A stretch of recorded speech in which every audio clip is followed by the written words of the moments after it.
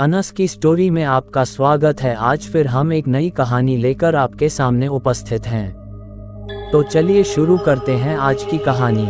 रात की गहरी छाया और काले अंधेरे में भूतिया झूला धीरे धीरे हिलता है।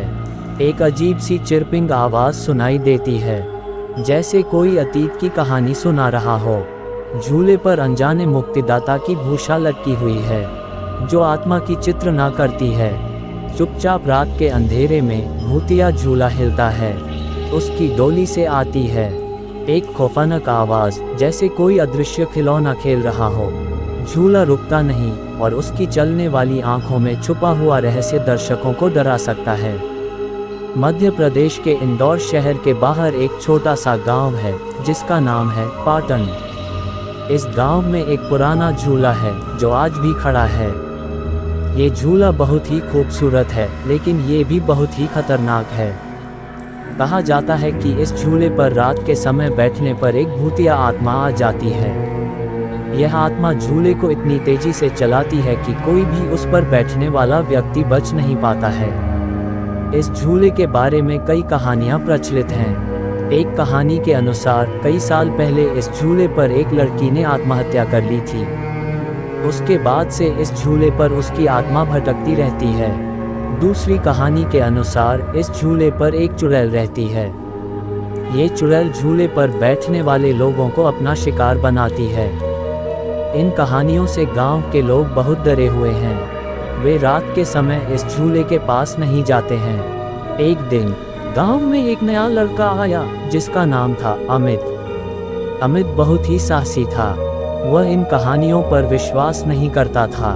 एक रात अमित अपने दोस्तों के साथ झूले के पास गया। वे सब झूले पर बैठ गए और झूलने लगे।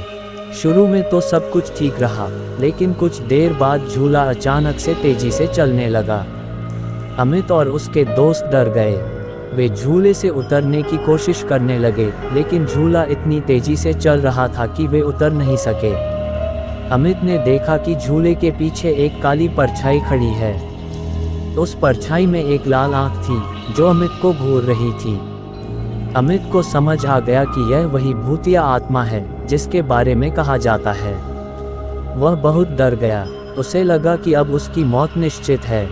अमित ने अपने दोस्तों को बचाने के लिए एक प्लान बनाया। उसने अपने दोस्तों को झूले के नीचे लेटने को कहा। अमित ने झूले के डंडे को पकड़ लिया और झूले को रोकने की कोशिश करने लगा। उसने अपनी पूरी ताकत लगा दी, लेकिन झूला नहीं रुका।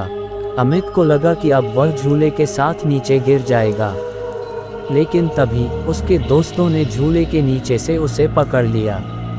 अमित और उसके दोस्त झूले से नीचे उतरने में सफल हो गए।